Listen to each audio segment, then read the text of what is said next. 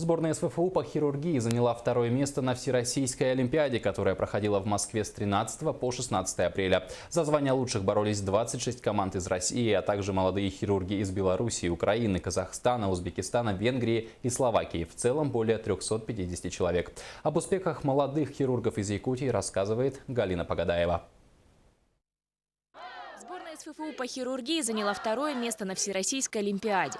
Победителями в конкурсе по микрососудистой хирургии стали студенты Мирон Михайлов и Валерия Аргылова. Как отметил начинающий хирург Мирон, самое главное в его специальности – терпение, усидчивость и постоянное совершенствование.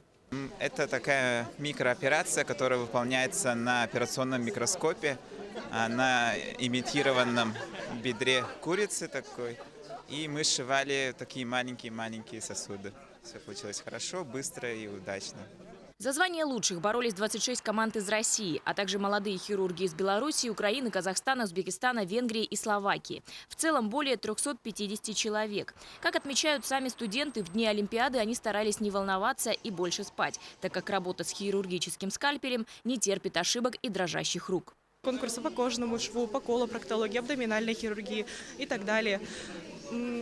Эта Олимпиада хороша тем, что мы, как хирурги, можем еще на студенческой скамье сориентироваться. Следует отметить, что команду из Якутска опередили лишь студенты из Московского медицинского университета. Им удалось завоевать первое место. Как отмечают эксперты, молодые люди, желающие постичь профессию хирурга, должны обладать особыми качествами.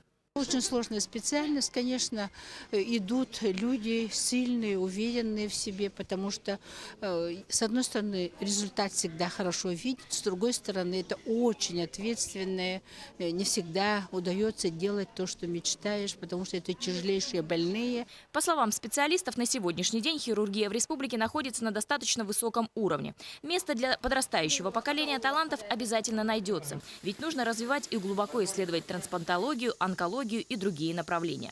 Галина Погадаева, Василий Слепцов, НВК «Саха», Якутск.